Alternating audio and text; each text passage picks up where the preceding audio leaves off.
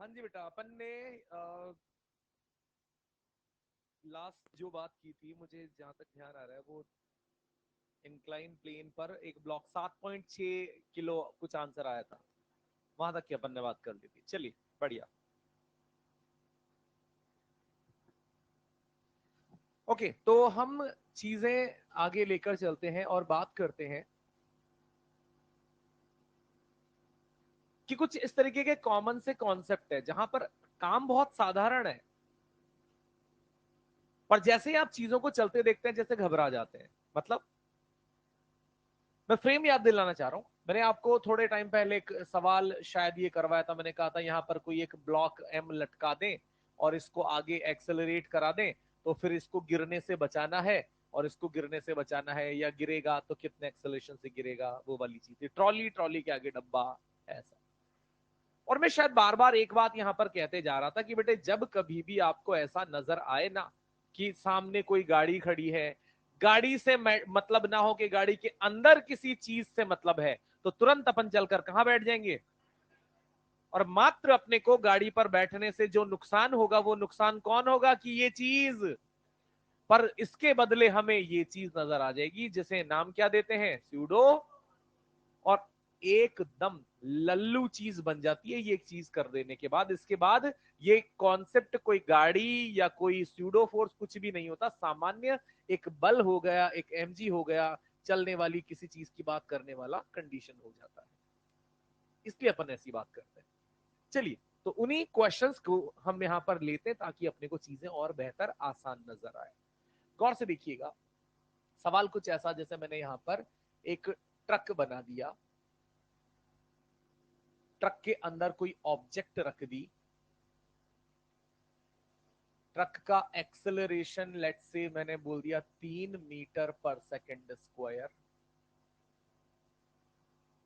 Mu यहां पर ले लेते हैं अपन 0.5 ले लिया, ये 2 किलो का ब्लॉक है। म्यू यहां पर 0.5 हमने ले लिया है, और एक्सेलरेशन 3 दे ही दिया, और अपने से पूछ लिया फाइंड, ज्ञात करें पहला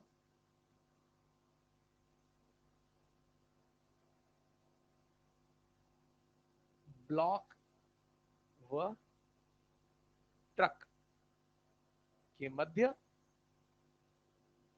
घर्षण बल, और दूसरा ब्लॉक का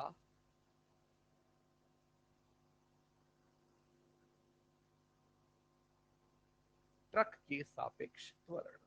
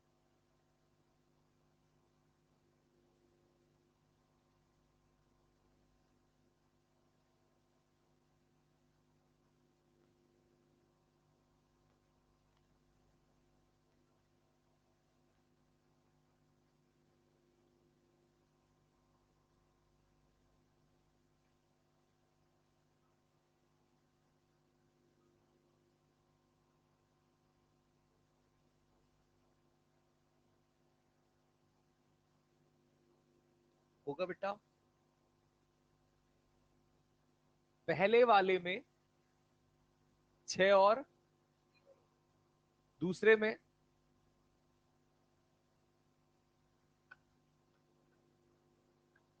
8 और 2। सही बोल रहे हो?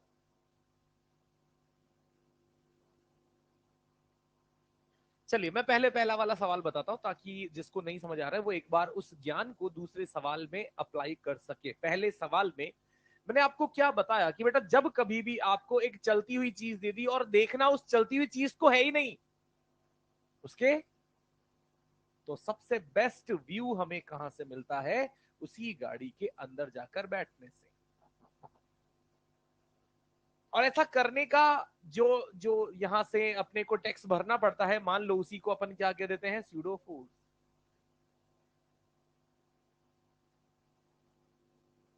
और कितना हो जाएगा? Mass into acceleration. यानी सारी कहानी कहां से फ्रेम हो रही है बेटे? अंदर से। हमने क्या देख लिया पीछे? Pseudo force. और जैसे स्यूडो फोर्स देखा तो हमें क्या आभास होगा, यानी फोर्सेस को कैसा वहां से लगते हमें प्रतीत होंगे कि वो ब्लॉक पीछे की तरफ खींचा जा रहा है। किस बल के द्वारा? उसका विरोध करने के लिए सतह से कौन लगेगा? किधर? आगे की ओर। तो यहां पर हमने लगा दिया फ्रिक्शन। और जब बात जहां फ्रिक्शन की आ गई, हम क्या निकाल लेते हैं बेटे? Limiting friction. क्योंकि शायद आप समझते हैं कि इसी चीज से हम ये डिसाइड कर पाएंगे कि ये वस्तु ट्रक जो आगे की ओर त्वरित है उस पर पीछे फिसलेगी या नहीं फिसलेगी। तो लिमिटिंग फ्रिक्शन, और लिमिटिंग फ्रिक्शन यहां से क्या हो जाएगा? जिस सतह की बात कर रहे हैं उस सतह का म्यू, जिस सतह की बात कर रहे हैं उस सतह का नॉर्मल 20। यानी उस सतह पर उपलब्ध अधिकतम घर्षण बल 10 न्यूटन। पीछे की तरफ चलाने वाला बल कौन? एमए। और रोक कर रखने वाला बल कौन? चलाने वाला बल, यानी चलाने का प्रयास 6 न्यूटन ही मात्र है, जिसमें रोक सकने की क्षमता 10 न्यूटन है। तो ये चलेगा कि नहीं चलेगा? तो घर्षण बल यहां से कैसा आ जाएगा बेटे? स्टैटिक। और स्टैटिक घर्षण बल उतना ही लगता है जितनी आवश्यकता होती है, और आवश्यकता उतनी होती है कि उसे चलाने का जो प्रयास है रोकने की तरफ भी उतना ही बल लगना चाहिए, 6 न्यूटन ही लगना चाहिए। सिंपल। अब ट्रक के सापेक्ष, चूंकि स्टैटिक नहीं चल रहा है, तो ट्रक के सापेक्ष त्वरण 0।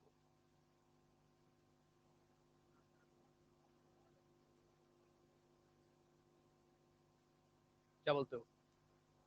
8 और 2।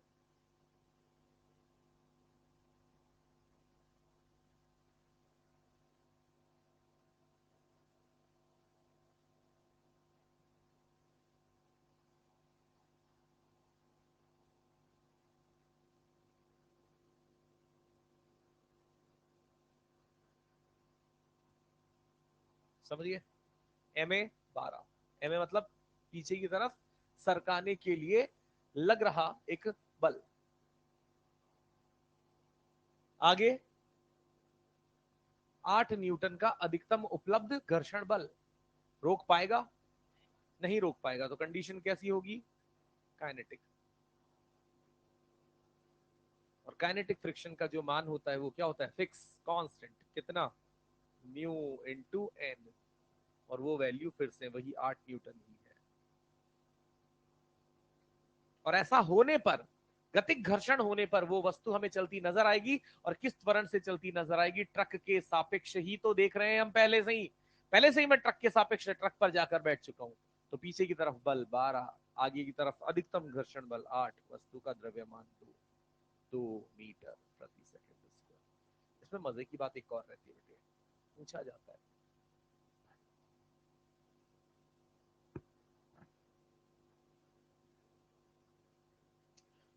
इस सवाल में पूछा जाएगा, इस ब्लॉक पर कुल बल।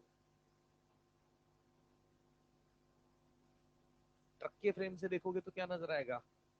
6 और 6, 12 थोड़ी ना बोलेंगे, 0। पर जब कभी भी यहां पर पूछा जाए ना ट्रक पर कुल बल, कुछ नहीं बोला जाए, आपको ग्राउंड की फ्रेम से बताना है। और ग्राउंड के फ्रेम से क्या नजर आएगा, गौर से सुन लो। मैं फिर से पूछ रहा हूँ, ट्रक पर कुल बल, मैं फिर से कह रहा हूँ, ट्रक पर कुल बल।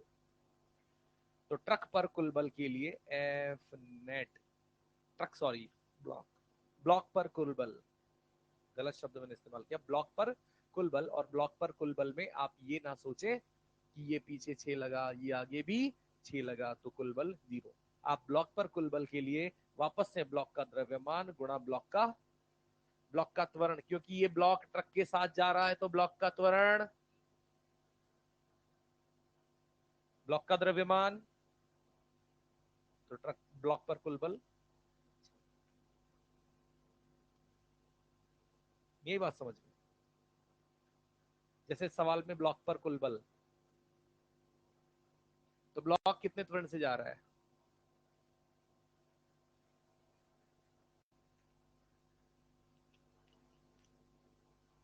सोच लो।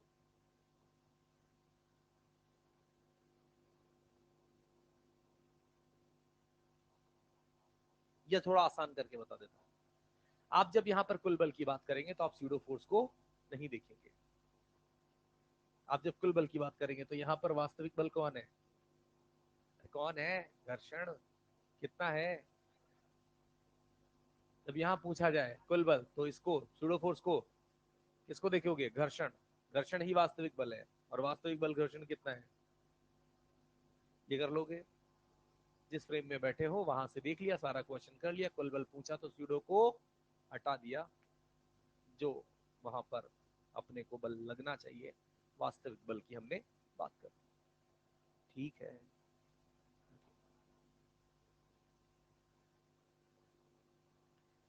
चलिए आगे बढ़ाता हूं बात।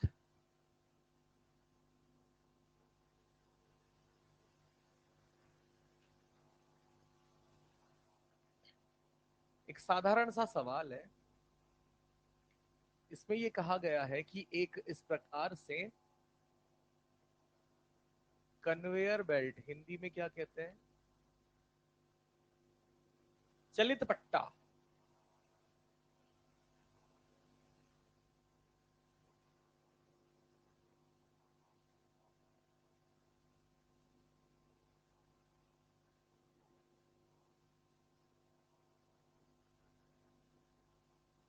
Conveyor belt. और क्वेश्चन में क्या कहा है, इस बात को समझिएगा कि इस चलित पट्टे पर एक व्यक्ति यहां पर खड़ा हुआ है, और इस पट्टे और व्यक्ति के संपर्क सतह का जो म्यू है वो 0.3 है, और ये चलित पट्टा यहां पर त्वरित हो रखा है किसी त्वरण ए से। तो सवाल लिखेंगे, सवाल लिखेंगे, इस चलित पट्टे का अधिकतम त्वरण ए, चलित पट्टे का अधिकतम त्वरण ए ज्ञात करो, ए ज्ञात करो जब तक कि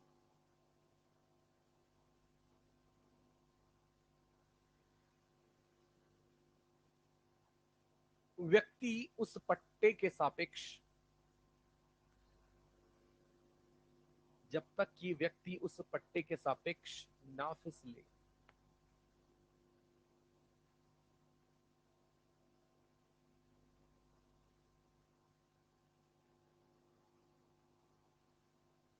काम वापस से वही करना है,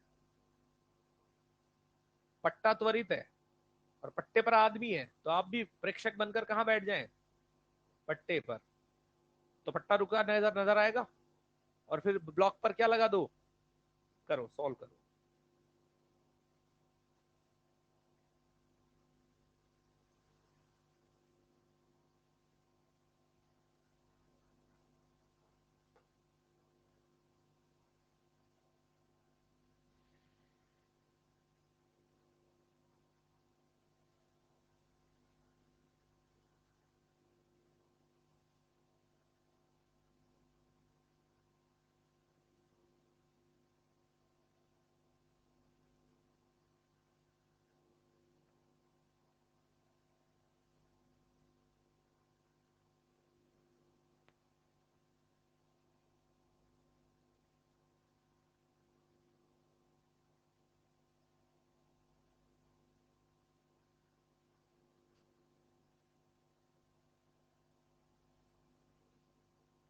इतना।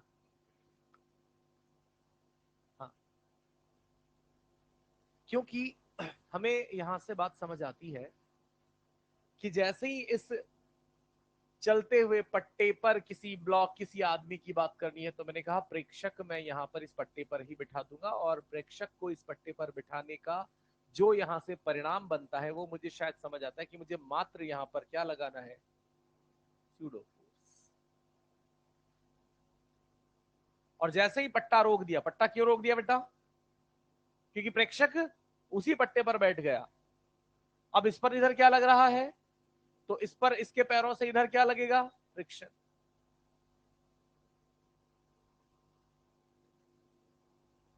ये आदमी के पैर इस पट्टे पर फिसले ना, इस चीज के लिए जरूरत किस बात की है कि सीमांत घर्षण बल क्या होना चाहिए, बड़ा या कम से कम बराबर किसके, के।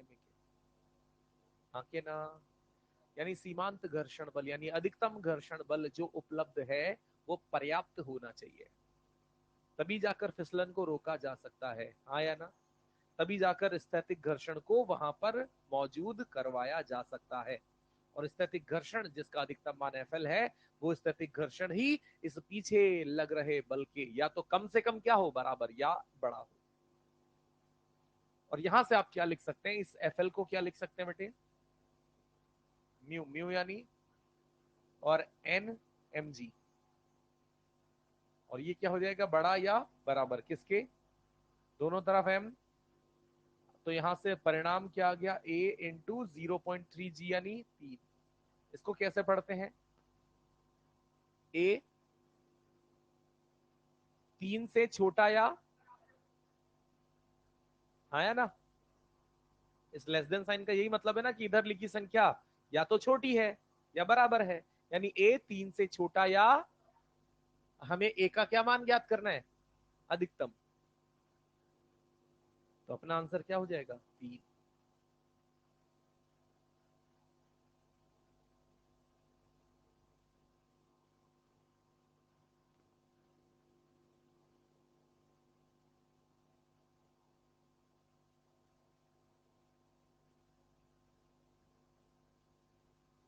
एक सवाल तुरंत से कर लो फटाफट।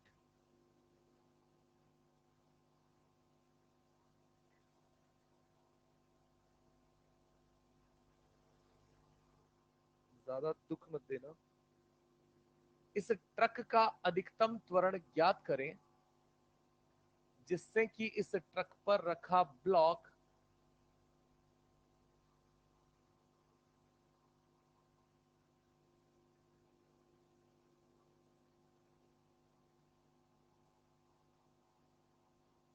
ट्रक के सापेक्ष ना फिसले।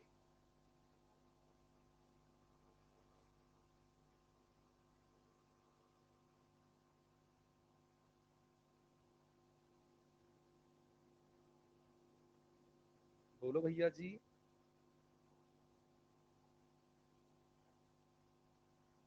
सही है। मैं क्यों ऐसे कॉन्सेप्ट से बात कर रहा हूं, क्योंकि मैं चाहता हूं कि आप इन सवालों को जितना आसान फील करेंगे ना, फ्रिक्शन आपको उतना आसान नजर आएगा। सामान्य सवाल, mu M G, incline plane, ये सब तो फिर भी एक बार आदमी क्या होता है कि फॉर्मूले जब पकड़ लेता है ना, तो फॉर्मूले से वो आदमी उस सवालों को करने लग जाता है, उसको उसके दिमाग में गोबर ही भरा है ना तो भी वो कर लेता है। और इन सवालों में फॉर्मूले से ऊपर सोच ज्यादा इंपॉर्टेंट है कि पहले तो ये पकड़ में है मुझे इन सवालों के लिए करना क्या है, और वो सोच शायद मैं ये समझाना चाह रहा हूँ, आपको भी समझ आ गया कि मैं ये चाहता हूँ कि आप इस बात को महसूस करें कि कहाँ जाकर बैठना है, और ट्रक पर बैठने पर इधर क्या लगेगा, इधर क्या लगेगा, और साथ चलना है तो फ्रिक्शन सीमांत घर्षण बल उस एमए से, और सीमांत घर्षण बल निकालना कोई बड़ी बात नहीं है, म्यू इंटू एन, एन मतलब एम जी, और greater than equal to M A, M से एम काट के यहाँ पर वही रिजल्ट आ जाएगा 5। और इसीलिए ए का मैक्सिमम वैल्यू कितना हो जाएगा बेटे, 5। वरना कोई सेम सवाल 2 3 4 कराने का लॉजिक नहीं बनता। मैं चाहता हूं कि आप ये चीजें कॉन्फिडेंटली कर पाए। ठीक है। एक सवाल और इसमें है, एक्सरसाइज 3 आपके पास हो ना हो तो पहले आप तो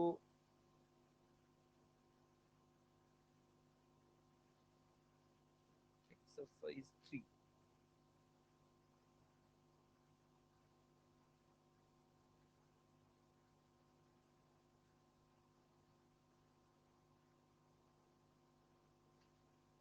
क्वेश्चंस भी यार उल्टे पुल्टे, हाँ है।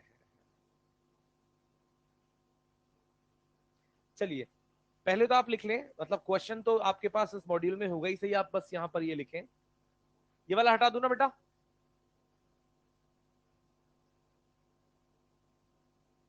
पेज नंबर आपके मॉड्यूल के मुताबिक 280, एक्सरसाइज 3, क्वेश्चन नंबर 10। और इस क्वेश्चन में क्या कहा जा रहा है, गौर से एक बार मैं समझा देता हूं। लैंग्वेज आप देख लेना यहां पर जाकर, पर मैं क्वेश्चन का थीम समझा देता हूं। 10 भी नहीं है यार, 11 11 11, क्वेश्चन 11। क्वेश्चन नंबर ही उल्टे पुल्टे है। क्वेश्चन 11, और इस क्वेश्चन में क्या कहा है, एक संवाहक पट्टा यानी वही चलित पट्टे की बात कर रहा है, और ये पट्टा 2 मीटर प्रति सेकंड की चाल से घूम रहा है। तो यहां पर ये बात आ गई कुछ इस प्रकार से, और ये यहां पर किसी नियत चाल v से 2 मीटर प्रति सेकंड से गतिशील है। और अब यहां पर कहा जा रहा है कि इस बक्से को इसके ऊपर धीरे से रखा जाता है। एक बॉक्स यहां पर लिया है, धीरे से रखा जाता है, और इनके बीच में जो घर्षण गुणांक है वो 0.5 है। तो पट्टे पर विराम अवस्था में आने से पहले पट्टे के सापेक्ष बक्से द्वारा तय की गई दूरी। चलिए ध्यान से सुनना, अब मैं समझा देता हूं सवाल। इसमें क्या कहा जा रहा है बेटा, एक इस तरीके से पट्टा है, थोड़ा सा हट के कॉन्सेप्ट है, पर पट्टे वाले एक साथ में करा रहा हूं सवाल तो आपको समझ आ जाएगा। कि जैसे ये पट्टा है कांस्टेंट स्पीड से चल रहा है, त्वरित नहीं है पिछले सवालों जैसे, कांस्टेंट स्पीड से चल रहा है। जिसकी स्पीड कितनी है बेटा? एक डब्बा में यहां ऐसे लेके गया, डब्बे का वेग कितना नजर आ रहा है फिलहाल? 0। जैसे ही मैं इस डब्बे को यहां रख दूंगा, आप समझ पा रहे होंगे, डब्बे को यहां रखते से ही डब्बे की सतह और बेल्ट के बीच में घर्षण लगना प्रारंभ हो जाएगा। गतिक की स्थैतिक, गतिक, गतिक। क्यों गतिक? क्योंकि डब्बे को अभी आपने रखा है शून्य वेग से, और पट्टा ऑलरेडी चल रहा है। तो शून्य वेग से रखी हुई चीज और पट्टा घिसट रहा है, तो यहां पर क्या नजर आएगा? गतिक घर्षण। और ये गतिक घर्षण रहेगा कब तक? जब तक इस डब्बे का और इसका वेग क्या ना हो जाए? समान। पर चूंकि वेग इसका शून्य है, तो शून्य वेग अचानक से तो बढ़ के 2 नहीं हो जाएगा ना बेटा, वेग बढ़ने में समय लगता है। v बराबर u plus A T, v बराबर u प्लस, इसका प्रारंभिक वेग फिलहाल आपको 0 दिया गया है क्योंकि आपने डब्बा जस्ट रखा है। और इसमें कहा गया है कि डब्बा जो है वो बेल्ट के सापेक्ष कितनी दूरी तय करता है। कब तक? जब तक कि वो बेल्ट के सापेक्ष क्या हो जाए? विराम में आ जाए। बेल्ट के सापेक्ष विराम में आने का क्या मतलब है? कि डब्बे का वेग भी बेल्ट के वेग के बराबर हो जाए, 2 ही हो जाए। अब इस सवाल को करने के फिर से 2 समाधान है, या तो ग्राउंड फ्रेम से कर लो या बेल्ट के फ्रेम से कर लो। पर चूंकि जो इस सवाल में पूछी गई लाइन है, आपके पास मॉड्यूल हो तो देखना, मैं बताना चाह रहा हूं, इस सवाल में जो लिखी गई लाइन है कि डब्बे विराम अवस्था में आने, यानी इस डब्बे का वेग 2 मीटर हो जाने तक में बेल्ट के सापेक्ष डब्बे द्वारा चली गई दूरी। किसके सापेक्ष? तो यहीं से मुझे क्या समझ में आता है कि क्यों ना मैं बेल्ट पर ही जाकर देख लूं ना। जब मैं बेल्ट पर ही जाकर देखूंगा तो मुझे सारी चीजें जो मिलेंगी वो बेल्ट के ही सापेक्ष मिलेंगी, डब्बे इस कन्वेयर बेल्ट के ही सापेक्ष मिलेंगी। अगर मुझसे पूछा जाता कि यहां वेग समान हो जाने तक में धरातल से देखने पर डब्बा कितनी दूरी तय करता है, अगर ये मुझसे पूछा जाता तो मैं पूरा सवाल कहां से करता। पर इस सवाल में स्पेसिफाई किया है कि बेल्ट के सापेक्ष डब्बा कितनी दूरी तय करता है, तो मैंने कहा प्रेक्षक को मैं ऐसे ही फ्रेम में बिठा लूं जिससे मेरे लिए आंसर देना आसान हो जाए, और मैंने यहां पर बेल्ट पर ही प्रेक्षक बैठा दिया।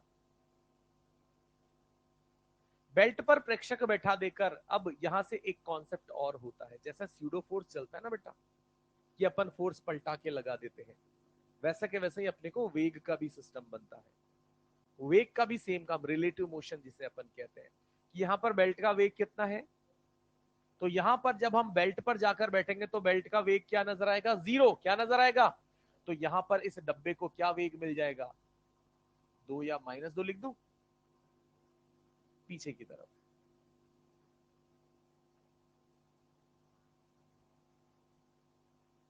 और उसके बाद ये क्वेश्चन मांग क्या रहा है, क्वेश्चन मांग रहा है कि इस बेल्ट के सापेक्ष इसका अंतिम वेग क्या हो जाए,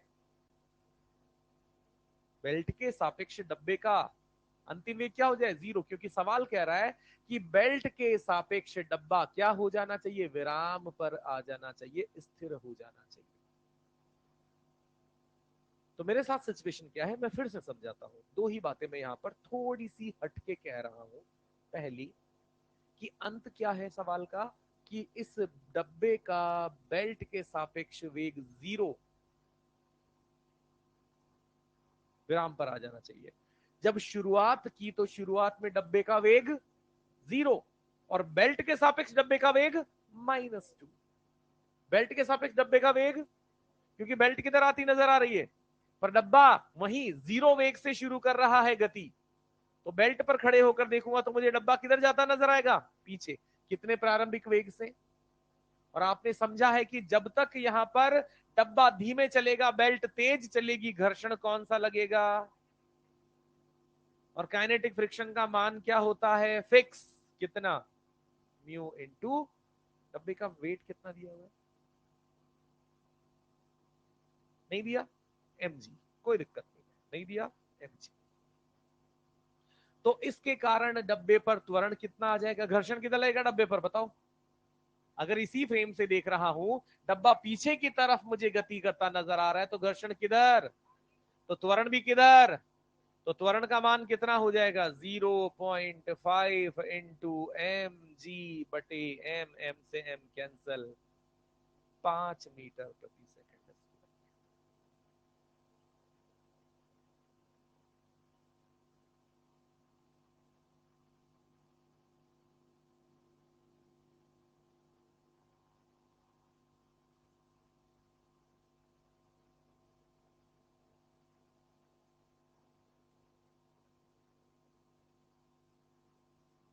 सारी चीजों को बेल्ट के फ्रेम से देखने पर हम ज्ञात क्या करना चाहते हैं, तय दूरी बेल्ट के सापेक्ष। तृतीय इक्वेशन लगाऊंगा,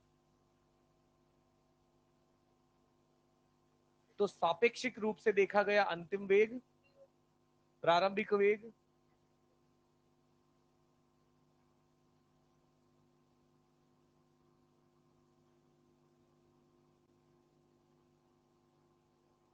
एस ज्ञात करना है, तो इसको उधर ले जाओ,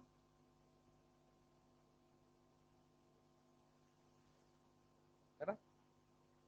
तो यहां से अपने को समझ में कितना आ जाएगा, एस बराबर माइनस का 0। इस माइनस का मतलब क्या है बेटे, इसका मतलब है बेल्ट के सापेक्ष डब्बा, हाँ ये वही है, यू स्क्वायर बाई 2a, लगा सकते हैं। इनका कहना ये तो स्टॉपिंग डिस्टेंस जैसा ही है, तो वो भी फॉर्मूला लगा सकते हैं कि कोई प्रारंभ में कितने वेग से चल रहा था, -2 से अंत में उसको रोकना है, तो वी स्क्वायर बाय 2a हमारा स्टॉपिंग डिस्टेंस का फॉर्मूला हो जाता है, जहां पर a कितना है 5, तो स्टॉपिंग डिस्टेंस यहां से कितनी आ जाएगी 0.4।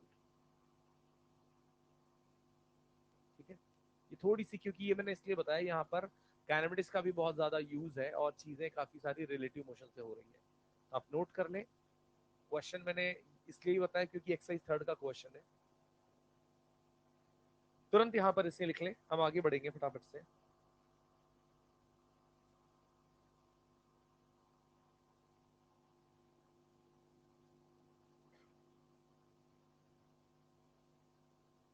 ये सवाल कहाँ गया,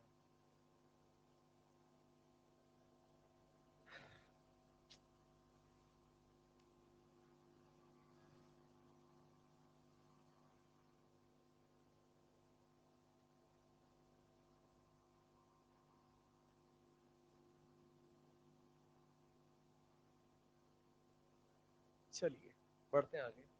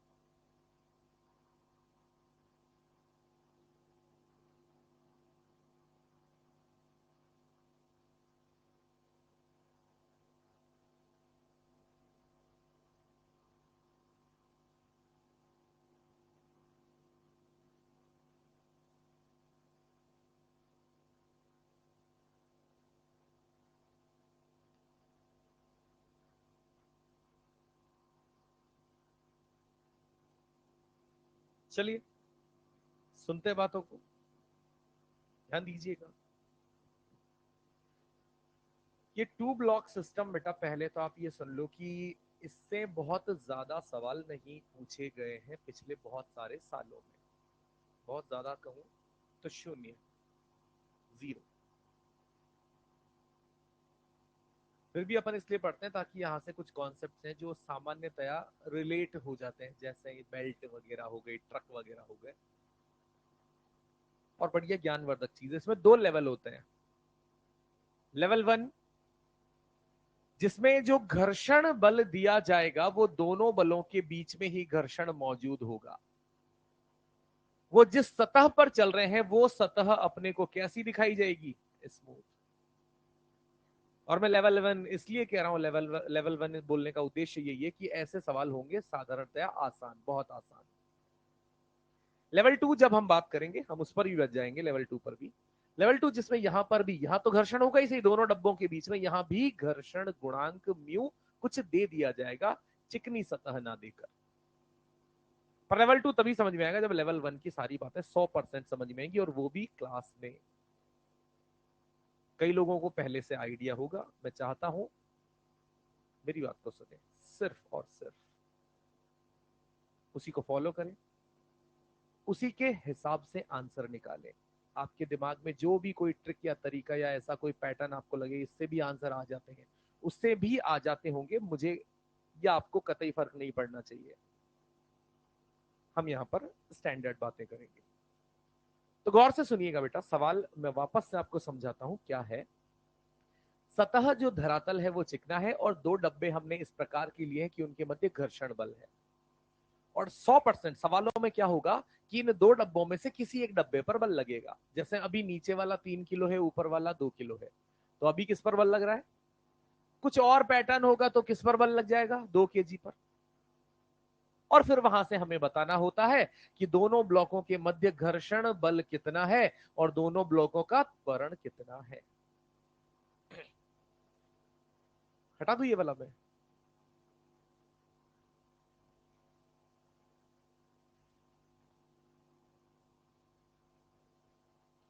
तो अब आपका सबसे पहला काम यहां पर क्या रहना चाहिए, उस चीज को गौर से समझिएगा।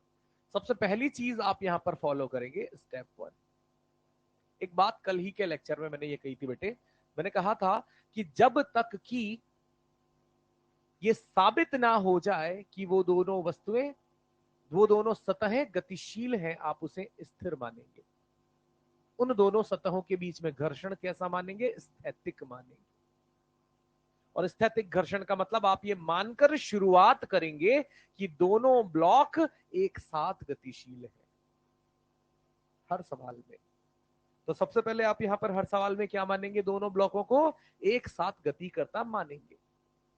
आपकी मानी गई चीज अगर गलत साबित हो जाती है, यानी दोनों ब्लॉक अलग अलग गति कर रहे होंगे, यानी उनके मध्य गतिक घर्षण होगा। अगर आपकी मानी गई चीज सही साबित हो जाती है, मतलब दोनों ब्लॉक एक साथ गति कर रहे हैं, उनके मध्य स्थैतिक घर्षण होगा और उन दोनों ब्लॉकों का त्वरण एक समान पाया जाएगा। सुन रहे हैं? अब सुनने से क्या दिक्कत होती है मेरे को तो समझ नहीं आता। आधे लोगों की शक्ल से समझ आता है कि वो लोग सुन नहीं रहे, बस यूं करके देख रहे हैं और कानों में कुछ घुस नहीं रहा है, और ये सच्चाई है। जब तक सुनेंगे नहीं दिमाग के तार जुड़ेंगे नहीं। और मैंने एक भी ऐसी लाइन नहीं कही है जो मैं शायद पिछले 3-4 दिनों में नहीं कहा हूंगा।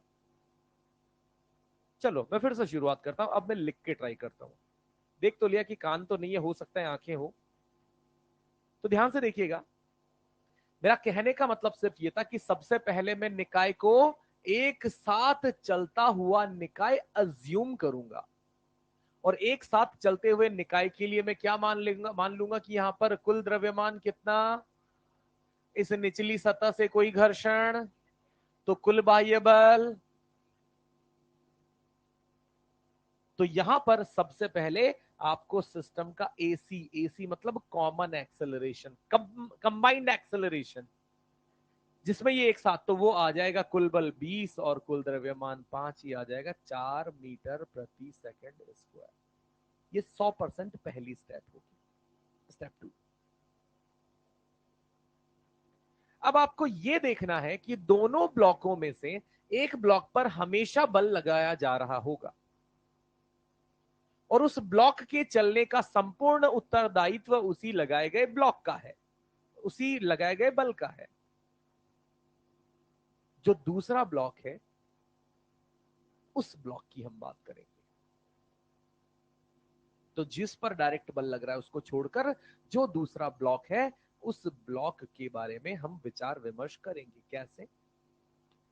कि अगर घर्षण ना होता इन दोनों के बीच में तो ये बल इस 3 kg वाले को आगे ले जाता, तो इसके सापेक्ष ऊपर वाला पीछे रह जाता, और जो चीज पीछे रह जाती घर्षण उसके सापेक्षिक गति के विपरीत बल लगाता है। इसीलिए क्योंकि घर्षण है, इसलिए उस घर्षण की जो प्रतिक्रिया होगी वो ऐसी होगी कि उस 2 किलो पर आगे की तरफ लगेगा। घर्षण बल की दिशा ज्ञात करने का सबसे बेस्ट उपाय मैंने पहले भी बताया, एक बार फिर बताता हूं। दोनों चीजों को देख लो और दोनों चीजों को देखकर सोचो कि मान लो घर्षण नहीं होगा, घर्षण दोनों के ब्लॉक दोनों के बीच में नहीं होगा, तो जिस बल के कारण आप देख रहे हो, तो ये 3 किलो की वस्तु, इसके सापेक्ष ये वाली वस्तु, अब सापेक्षिक गति का विरोध करने के लिए कौन आता है? तो ये सापेक्षिक रूप से किधर रह रहा है? तो इस पर घर्षण। ये सापेक्षिक रूप से किधर आ रहा है? इस पर घर्षण। पीछे हमें उस ब्लॉक की फिलहाल बात करनी है जिस पर डायरेक्ट कोई बल,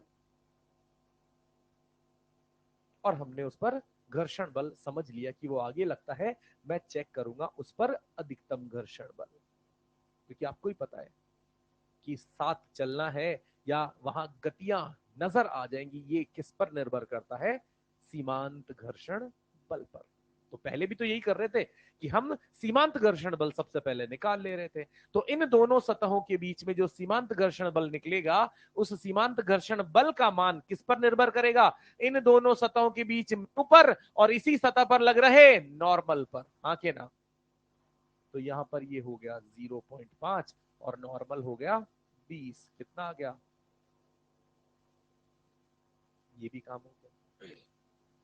अब आपको यहां पर ये देखना है कि हम मान के क्या चले हैं। तो आप कहेंगे हम ये मान के चले हैं दोनों ब्लॉक एक साथ गति कर रहे हैं, और उनके एक साथ गति करने के जो त्वरण का मान है वो, और 4 से अगर इसको चलना है, जिसको बना लिया ना 2 किलो, तो उसी की बात चल रही है अभी तक, अभी चेंज कुछ नहीं हुआ है। तो 4 से अगर इसको चलना है तो इसको रिक्वायरमेंट फोर्स यानी इसको आवश्यक बल कितना है, और आवश्यक बल इसको कितना होगा?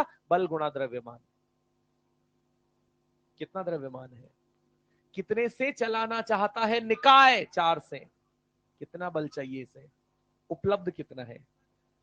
इसको मैं उपलब्ध क्यों बोलता हूं?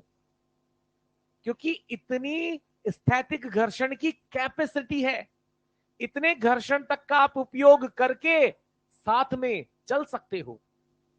अरे हाँ, पर आपको तो साथ में चलने के लिए मात्र कितना रिक्वायरमेंट है? क्या यहां पर आवश्यकता और उपलब्धता समझ आ रही है? आवश्यकता, उपलब्धता पर्याप्त है। पर्याप्त है मतलब साथ चलने लायक स्थिति है। साथ चलने लायक स्थिति है। तो अब आप यहां पर क्या कहेंगे कि इन दोनों का त्वरण यही है। त्वरण मुझे दोबारा से कैलकुलेट करने की जरूरत नहीं।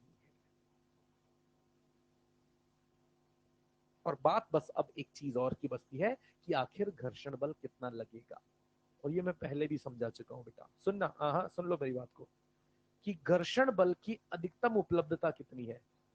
पर मजे की बात क्या है, घर्षण लगता कितना है? जितनी आवश्यकता होती है। तो यहां से आपको घर्षण बल के लिए स्टैटिक समझ में आ गया। और आवश्यकता अनुसार 8 न्यूटन ही मुझे चाहिए, उतना ही मैं ले पाऊंगा, लूंगा। ठीक है। स्टेप्स और जो बातें हैं, ऑलमोस्ट वही बातें मैं कर रहा हूं जो मैं शुरुआत से शायद करता आ रहा था बार बार। तो फॉलो करें। एक क्वेश्चन में बिल्कुल सिमिलर लिखता हूं ताकि आपको समझ में आए कि हम कैसे करेंगे, कि अगर हमें खुद से करना पड़ेगा तो हम कैसे कर पाएंगे। तो उसको चेक करने के लिए एक क्वेश्चन में ड्रॉ कर देता हूं। और जो क्वेश्चन में ड्रॉ कर रहा हूं प्लीज उसका आंसर कोई ना बोले, सबको मौका मिलना चाहिए कि वो खुद से अपना आंसर खुद लेके आए।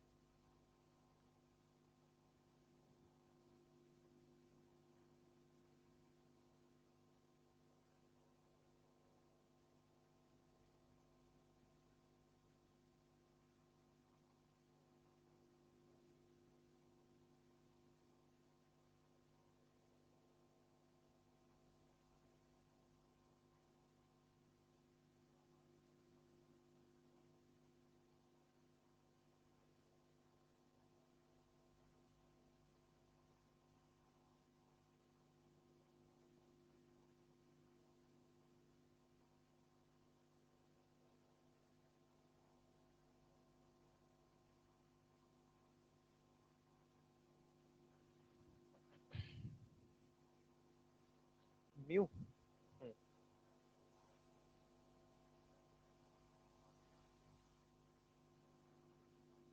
और नीचे वाले के लिए म्यू 0 है, स्मूथ सतह है।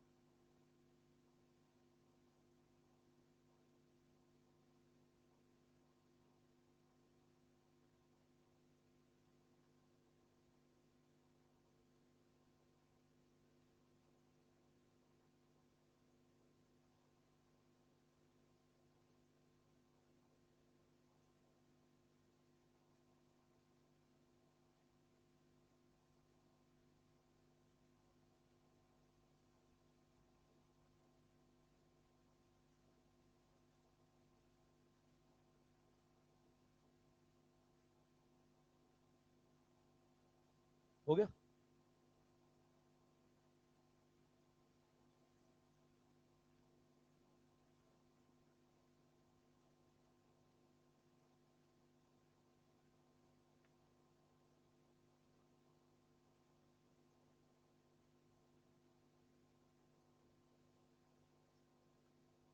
ये लिखने वाला तो लिख लिया होगा ना सबने, है ना? जो ट्राई कर रहे हैं वो ट्राई करते रहे। अभी मैं एक और सवाल लिख देता हूं।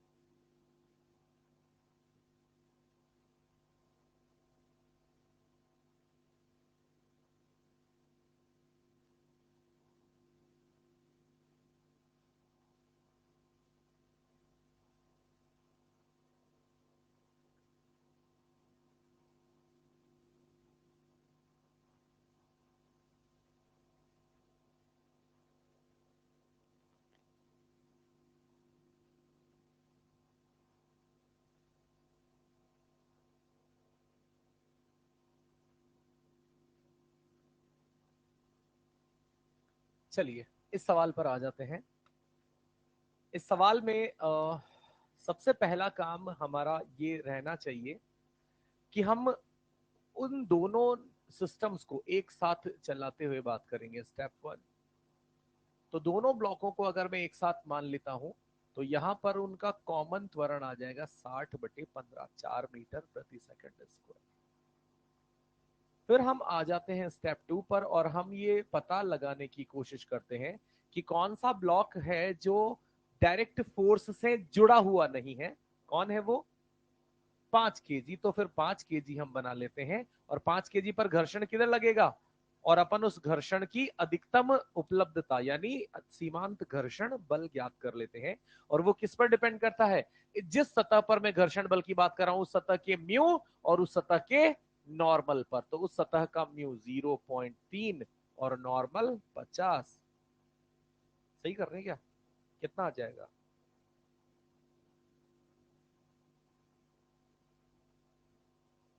और यहां पर इसके लिए रिक्वायरमेंट यानी जिसे अपन क्या कहते हैं एफ रिक्वायरमेंट, वो क्या हो जाएगा? द्रव्यमान गुणा त्वरण। कितना? और क्या समझ में आ गया कि एफ रिक्वायरमेंट जो है वो उपलब्धता से ज्यादा है। आवश्यकता जब उपलब्धता से ज्यादा है तो वो उसकी पूर्ति नहीं की जा सकती। तो यहां से समझ में आ जाता है कि यहां क्या लगेगा? Kinetic friction. और जैसे ही काइनेटिक फ्रिक्शन लगता है आपको अब एफ के का मान निकाल लेना चाहिए। और एफ के का मान क्या हो जाएगा? म्यू के इंटू एन। चूंकि म्यू शायद एक ही दिया हुआ है ना, तो सेम ही म्यू है तो सेम ही एन मिलाकर ये 15 न्यूटन ही गतिक घर्षण भी आ जाएगा। यहां तक बताओ मुझे तो, क्या गतिक घर्षण साबित करने में कोई कमी? दोनों वस्तुएं एक दूसरे के सापेक्ष अब स्थिर रूप से नहीं चल सकती। कारण क्या है? घर्षण बल दोनों के बीच में उतना पर्याप्त नहीं उपलब्ध है। तो अलग अलग गतियां होंगी तो घर्षण बल तो हमें पता लग गया। गतिक घर्षण तो सीधा सीधा उसका मान मैं क्या लिख दूंगा? 15 न्यूटन। अब चूंकि मुझे त्वरण निकालना है तो अब यहाँ पे काम क्या शुरू होता है। चूंकि आप देख रहे होंगे पिछले सवाल में त्वरण पर हमने ज्यादा मेहनत क्यों नहीं की, क्योंकि दोनों ब्लॉक साथ जा रहे थे तो जो प्रारंभ में त्वरण आया था वही उस निकाय का त्वरण हो जाएगा। यहाँ पर अपने को क्या पता लगा? ये दोनों ब्लॉक अभी साथ जाने लायक। तो यहाँ पर अब दोबारा से हम दोनों ब्लॉकों का अलग अलग त्वरण ज्ञात करने के लिए फ्री बॉडी डायग्राम बनाएंगे। तो 5 किलो पर आगे फोर्स कितना लग रहा है? 15। 20 तो रिक्वायरमेंट है, लग कितना रहा है? तो इसका त्वरण 5 किलो वाला जिसका नाम बी है, और इसका कितना हो जाएगा? 15/5 यानी 3। सही। अब 10 किलो वाले का फ्री बॉडी डायग्राम बना लेंगे। 10 किलो वाले पर आगे पीछे 15। लग रहा है कि नहीं लग रहा? 15 घर्षण बल के कारण। तो कुल बल और द्रव्यमान तो त्वरण 4.5।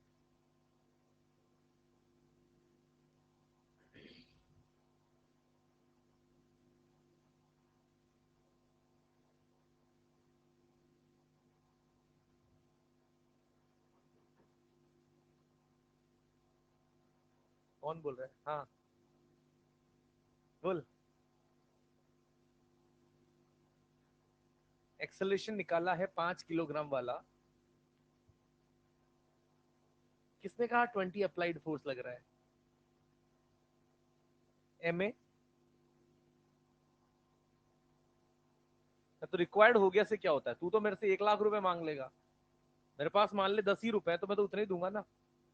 मतलब कि फ्रिक्शन की मांग, रिक्वायरमेंट मतलब मांग यहां से कितनी है, पर अधिकतम उपलब्ध कितना है, तो कितना ही लगेगा, चाहे आप कितना ही मांग लो। इसीलिए तो हमने फिर डिसाइड किया ना कि दोनों चीजें साथ चलाना संभव नहीं है, एक कुछ ज्यादा ही अमीर है और एक थोड़ा गरीब है।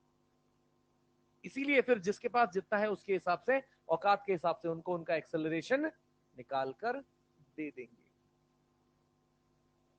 यानी आप यहां पर चाहकर भी 20 न्यूटन, क्योंकि चलने का कारण एकमात्र यहां कौन है, इस ब्लॉक के ऊपर वाले ब्लॉक का घर्षण, और घर्षण अधिकतम कितना ही बल लगा पा रहा है, 15, तो 20 क्यों?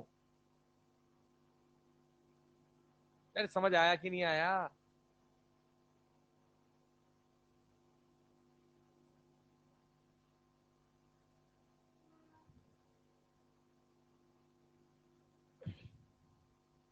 इसीलिए मैंने उस एफ रिक्वायर्ड को और एफ लिमिटिंग को दो शब्दों से बताया।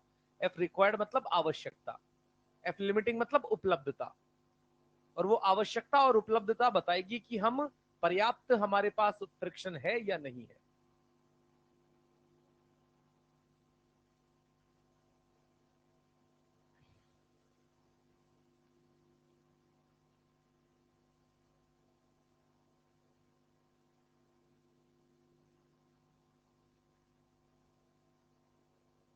6 kg वाले का त्वरण। अच्छा पहले तो बताओ, साथ चलेंगे या नहीं चलेंगे? नहीं? चलो देख लेते हैं। सबसे पहला काम स्टेप 1, और स्टेप 1 क्या कहती है बेटे?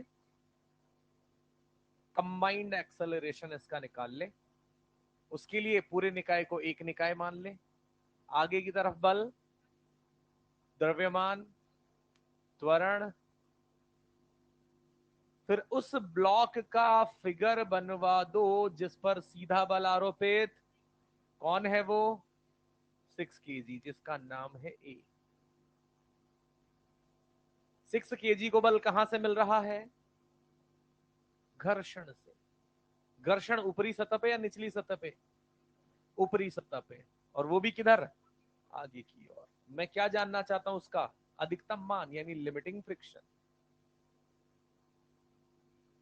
और वो लिमिटिंग फ्रिक्शन किस पर निर्भर करेगा?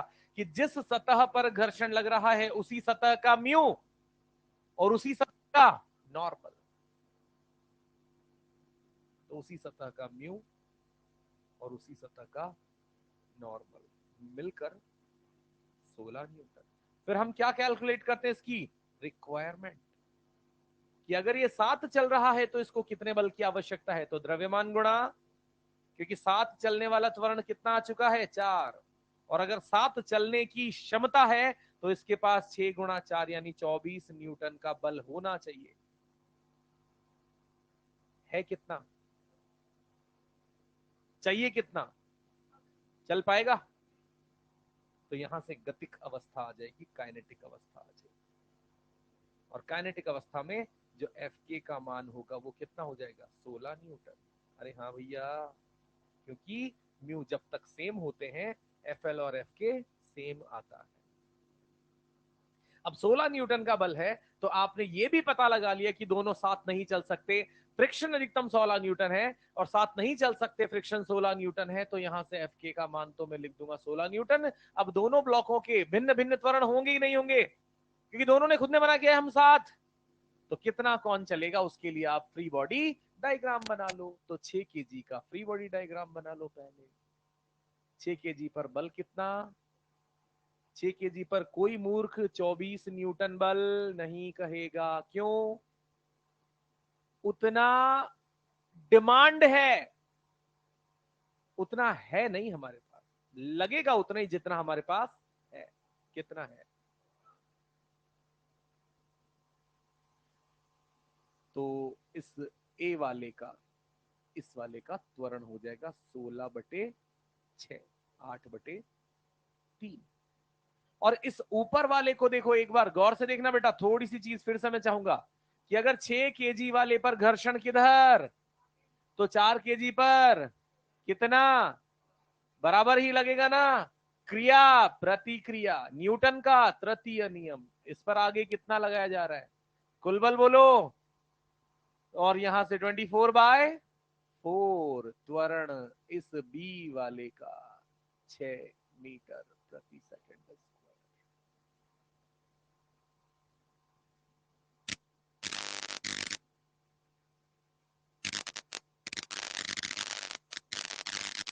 जा रहा है खोपड़े में थोड़ा थोड़ा।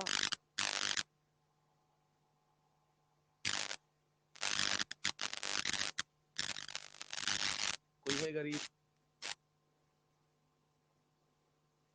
जिसके कानों के साथ उसकी आंखें भी साथ नहीं दे रही है? बोलो बेटा। मैं इसलिए पूछ रहा हूं क्योंकि अभी मैं जैसे ही नीचे की सतह पे घर्षण देना प्रारंभ कर दूंगा, खिड़कियां खुल जाएंगी और लोग भागने लगेंगे, अगर ये नहीं समझ में आया तो। और आ भी गया ना, तो 6 दिन बाद 7वां दिन जब होगा, ये कहा जाएगा कि फ्रिक्शन में टू ब्लॉक समझ नहीं आया। इसका कारण भी मैं बता दूं 7वें दिन ये बोलने का, कि घर जाके समझने। लोगों को ये लगता है कि अभी थोड़ा थोड़ा आ रहा है, घर जाके समझ, घर जाके तो कद्दू समझ नहीं आया। समझना यहाँ समझ ले, यहाँ संतुष्ट होके जाएगा तो घर पे जाके 4 सवाल कर सकता है, वरना नहीं कर पाएगा। तो बोलो, यहाँ पर अभी समझ में आ रही है बात यहाँ तक की? अभी तक की ठीक है ना मैटर? हम आगे बढ़ाते हैं थोड़ा सा और अच्छे सवाल के साथ में इसे लेकर जाता हूं। अभी लास्ट कौन सा किया था यार मैंने, वो वाला ना।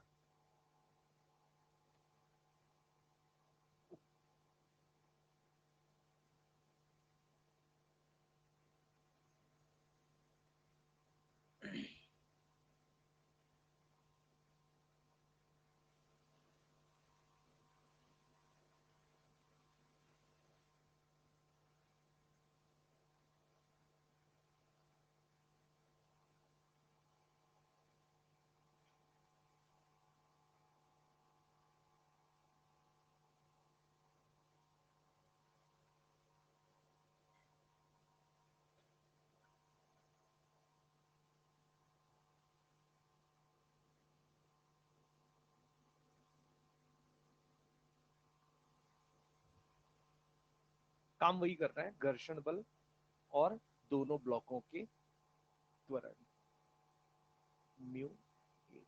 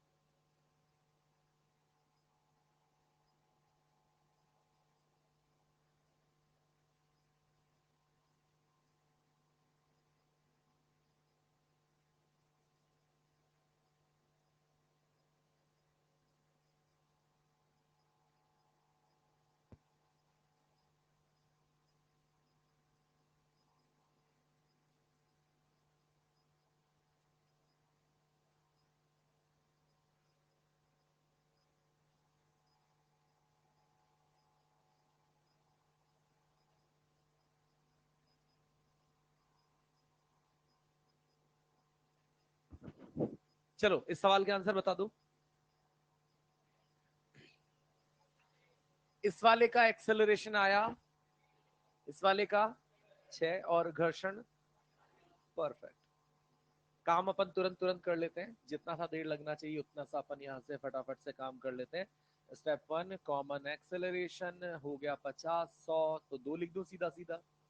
उसके बाद मैं डब्बा बना लेता हूँ स्टेप 2 में, नीचे वाला डब्बा बनाया मैंने 40 किलो का।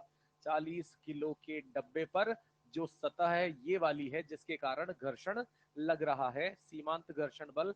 तो इस सतह पर लगने वाला नॉर्मल और सीमांत घर्षण बल है तो म्यू एस 0.6, नॉर्मल 100। तो उपलब्धता यहाँ से फिलहाल हो गई 60 न्यूटन, और इसकी रिक्वायरमेंट जो हो जाएगी द्रव्यमान गुणा त्वरण 80 न्यूटन।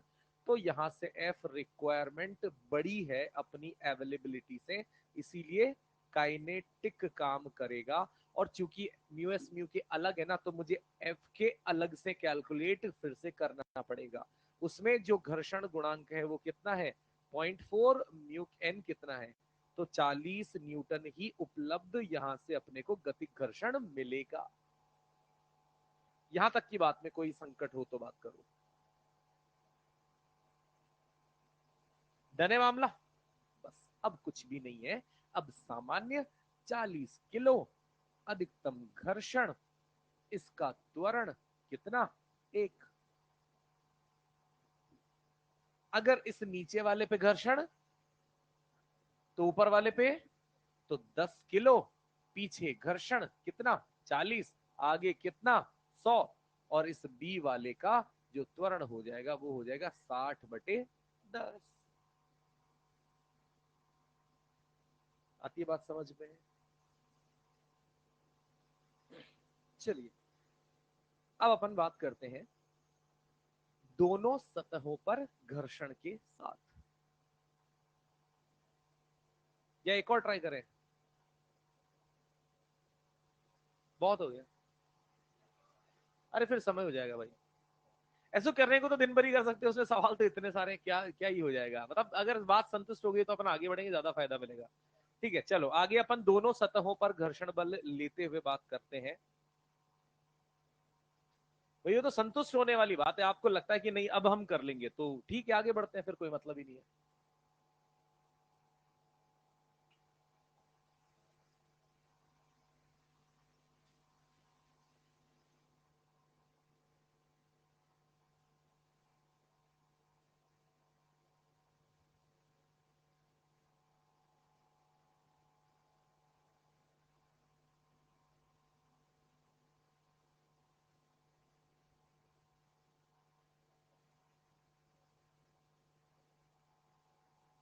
चलिए सवाल, ये 4 kg का ब्लॉक, ये नीचे 6 kg का ब्लॉक, यहां पर म्यू है 0.5, यहां पर म्यू है 0.6, दोनों सतहों पर घर्षण दे दिया।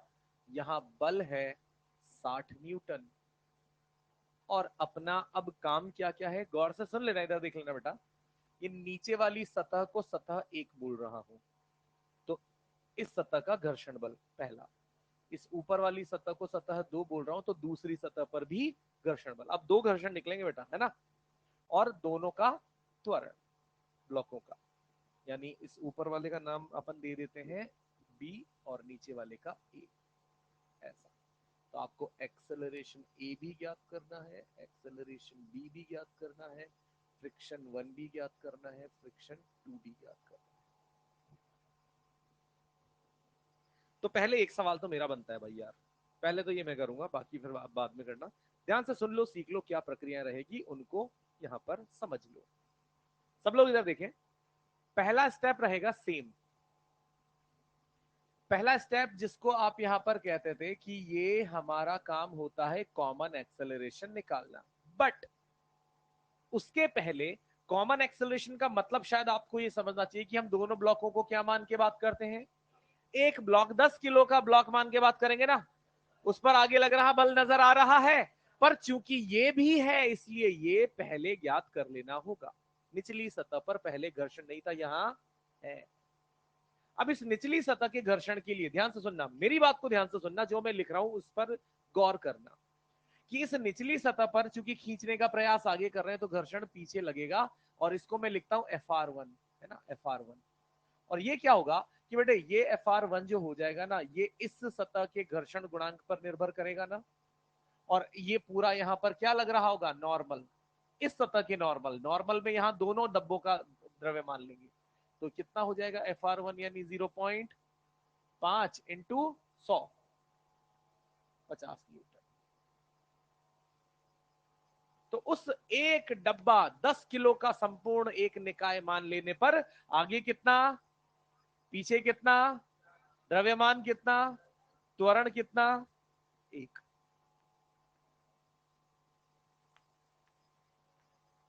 कोई डाउट?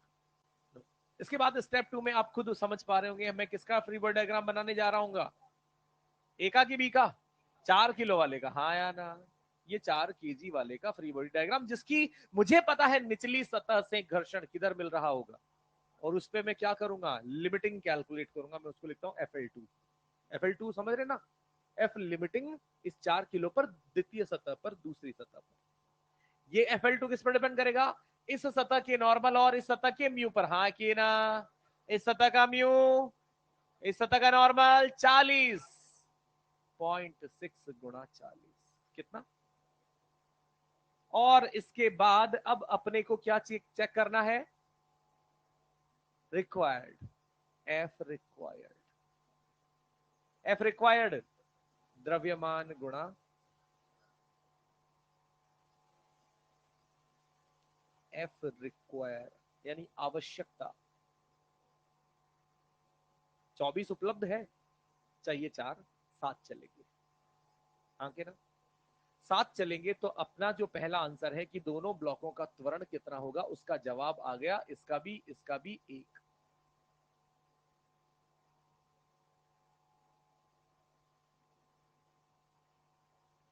घर्षण की बात करूं तो दूसरी सतह चूंकि जब ये चलेगा तो गतिक घर्षण लगेगा, और गतिक घर्षण का मान कितना निकाल चुके हैं, 50। तो इस FR1 का मान भी अपना कितना आ गया। अब FR2 की बात है, FR2 पर यानी इस वाली सतह पर अधिकतम उपलब्ध घर्षण 24, आपको कितना चाहिए, तो लगेगा कितना, 4।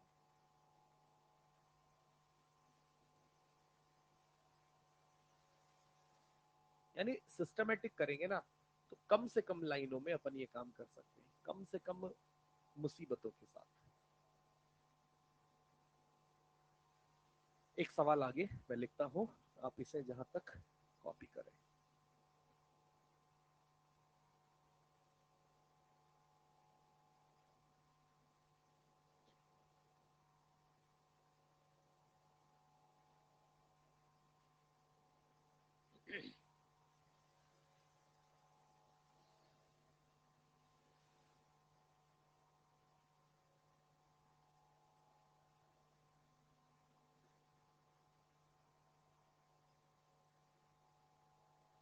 ये 50 वाला गतिक घर्षण में था, हाँ के ना, क्योंकि निचली सतह पर गति है, पर हाँ इन दोनों ब्लॉकों के बीच में गति नहीं है, इसलिए वो स्थैतिक है।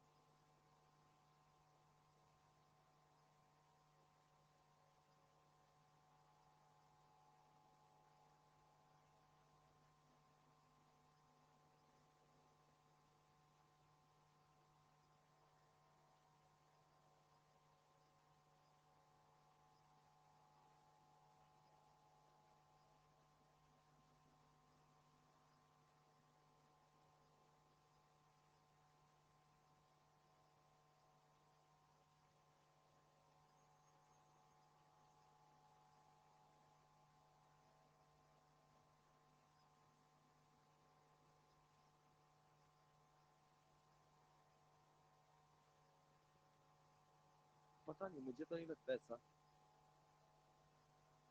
और किसी का आ रहा है कुछ ऐसा?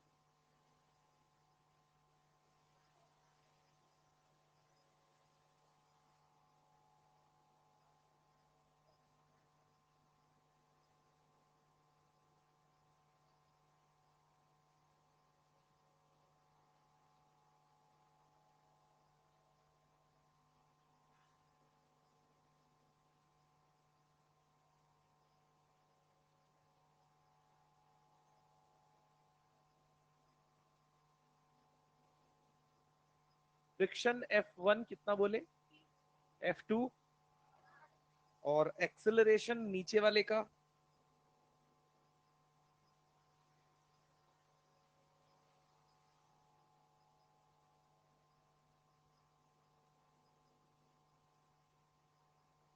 Eight point six.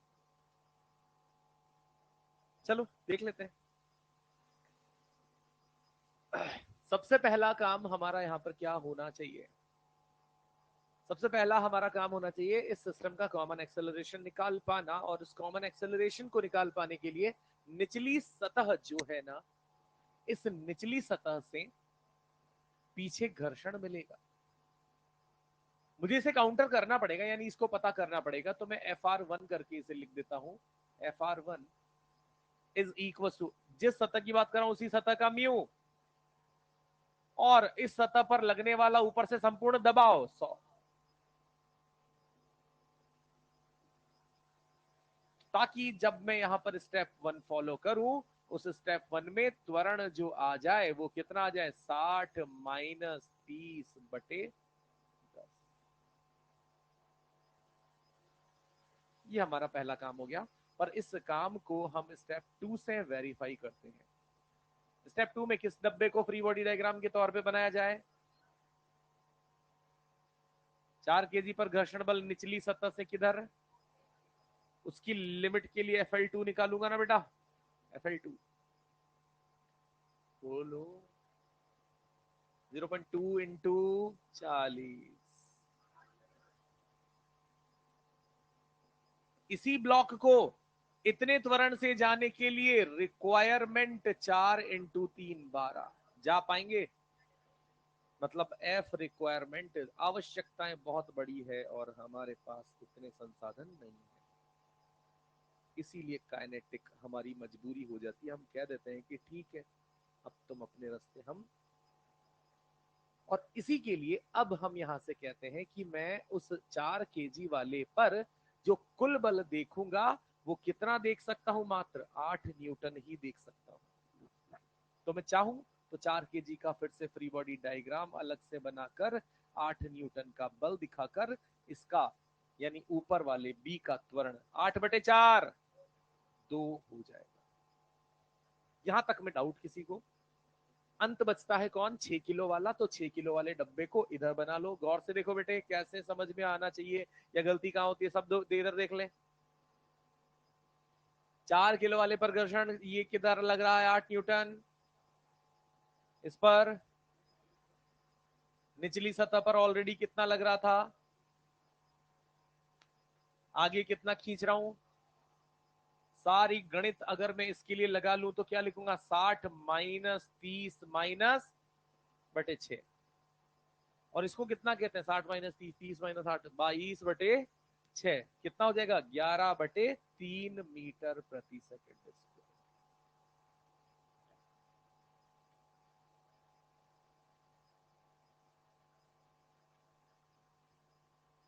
ठीक है भाई लोग, एक और उड़ाते हैं। अरे अब तो उड़ेगा, अब क्या रेंगेगा क्या अब भी?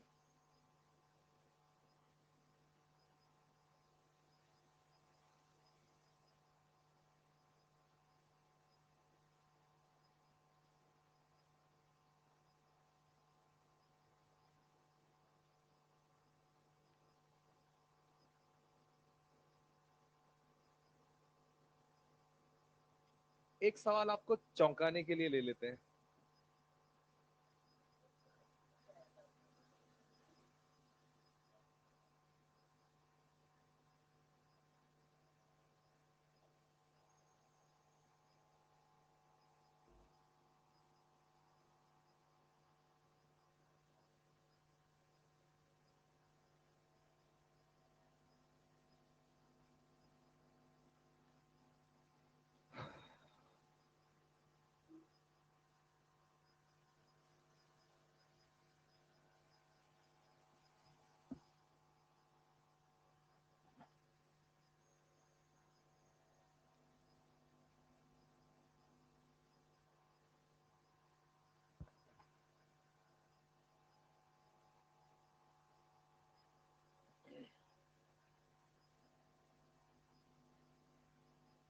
क्या हो गया, चौंक गया?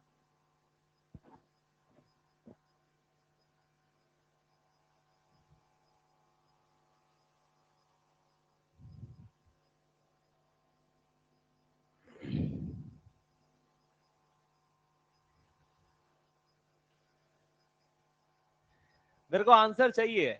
Acceleration of A, acceleration of B, acceleration of B.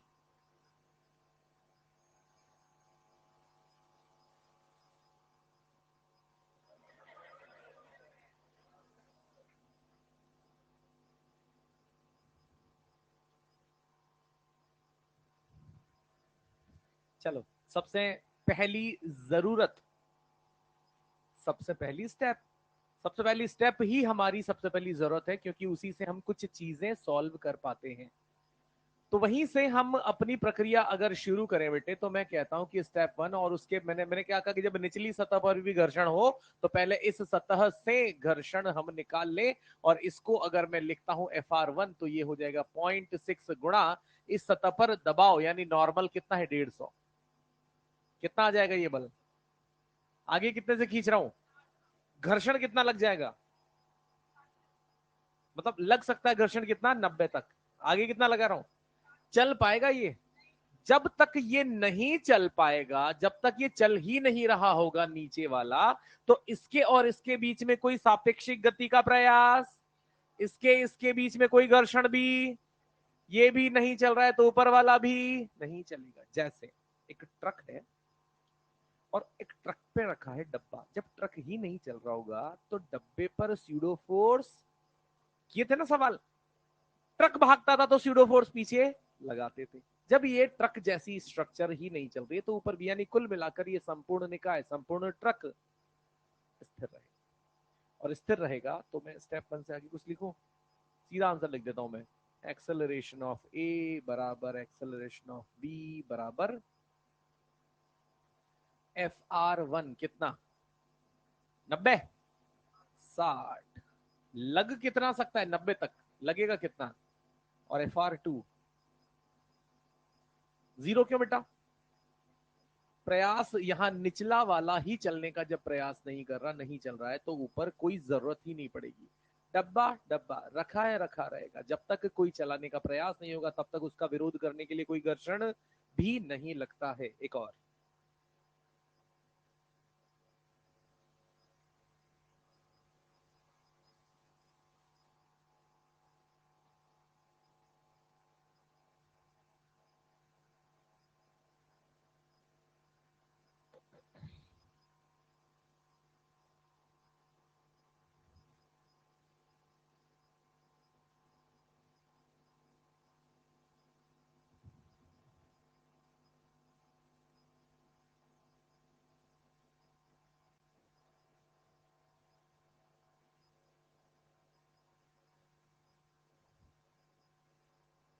क्या बेटा?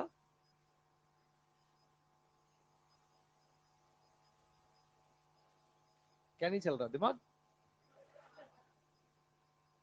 क्या बोलिए, मेरे को समझ नहीं आया, चल ही नहीं रहा हो? अच्छा, ब्लॉक नहीं चल रहा, सॉरी।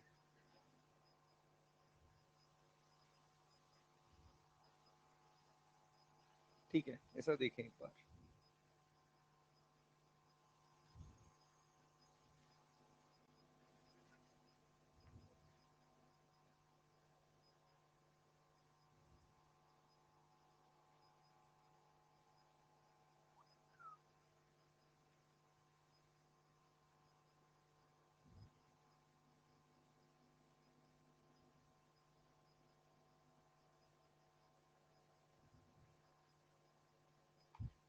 होमवर्क में अपना कंप्लीट NLM, जिसमें आप एक्सरसाइज 1, 3 और ELP, जो भी 2-3 सवाल ELP वगैरह में बचे होंगे, तो कल अपन, ये कंप्लीट हो गया है, हम डिस्कस करेंगे, पर पहले अपना अगला चैप्टर शुरू करेंगे, वर्क, पहले वर्क, और उसके बाद फिर अपन होमवर्क।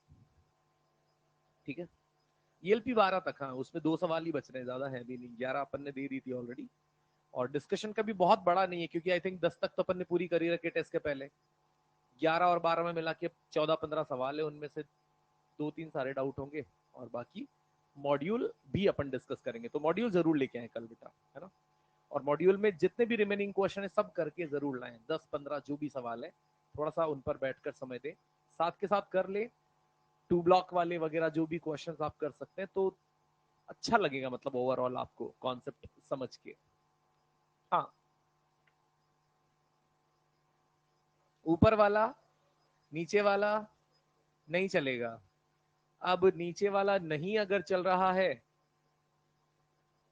तो घर्षण की तो बात करनी पड़ेगी, करनी पड़ेगी। मैं नाम यहां पर देता हूं, ये है FR1, FR1, इसको देता हूं FR2। FR1 और FR2 बताओ मुझे। 20, FR1 20 जाना चाहिए भाई, और FR2 20, दोनों, तभी वो रुका रहेगा नीचे वाला ब्लॉक। अरे यार तुम ना चिंटू हो सब। स्टेप 1 अपन यहां से क्या कह सकते हैं, सबसे पहले FR1 कैलकुलेट कर लेंगे। FR1 ये निचली सतह का ये म्यू है 0.6 गुणा ये वाला 15, वही पिछले सवाल जैसा 150 यानी 90 न्यूटन। तो अगर अपन यहां पर सबसे पहले बात करते हैं कि ये संपूर्ण निकाय क्या एक साथ जा सकता है, तो हम देखेंगे कि आगे कितना 70, पीछे कितना, ये वाला ब्लॉक सरकेगा नहीं सरकेगा। तो हमने यहां से कह दिया कि यहां पर इस निकाय का एक कॉमन जो आना चाहिए वो 0 आना चाहिए, एक कॉमन 0 आना चाहिए। अब ये कॉमन एक्सेलरेशन है, अपने को यहां पर ये बात समझ में आएगी कि ये कॉमन एक्सेलरेशन है। और मैं यहां पर इस नीचे वाले डब्बे का एक बार फ्री बॉडी डायग्राम बना देता हूं। नीचे वाले डब्बे का फ्री बॉडी डायग्राम बनाया तो मैंने यहाँ पर पीछे कितना दिखाया, लिमिटिंग फ्रिक्शन। पहले तो आगे दिखा दूं, यहाँ पर आगे कितना लग रहा होगा इन दोनों सतहों के बीच में, एफ लिमिटिंग बराबर म्यू यानी 0.4 इंटू 50 यानी 20 न्यूटन। नहीं चल रहा है तो इधर भी कितना लगेगा, यानी एफ रिक्वायर्ड हमारा 20 न्यूटन हो जाएगा। तो इसका एक्सेलरेशन तो हो गया 0, आगे फ्रिक्शन 20, पीछे भी 20 लग जाएगा। इसके बाद 5 किलो वाला ब्लॉक है, 5 किलो वाले ब्लॉक पर आगे कितना, इस पर घर्षण बल पीछे कितना, ये चलेगा कि नहीं चलेगा, चलेगा, क्योंकि इस पर बाह्य रूप से लगाया गया बल उस सतह के घर्षण बल से ज्यादा है। तो कुल बल इस पर 50, 50/5, 10 मीटर पर सेकेंड स्क्वायर। तो ऊपर वाला तो चलेगा, और ऊपर वाले पर घर्षण भी पता लग गया 20, नीचे वाली सतह पर भी घर्षण 20 और नीचे वाले का त्वरण 0।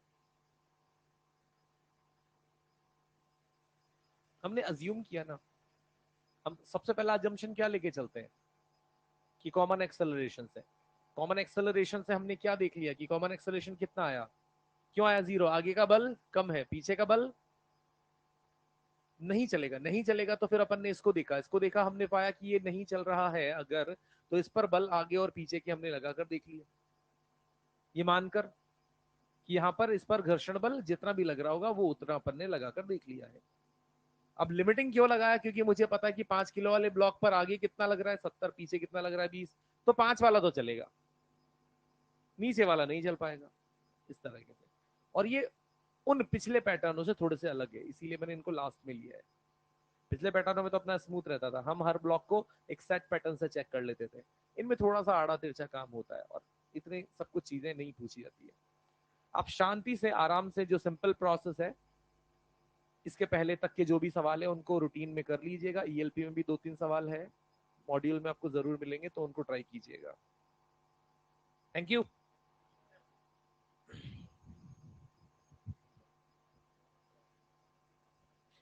कल अपन नेक्स्ट चैप्टर स्टार्ट कर चुके होंगे।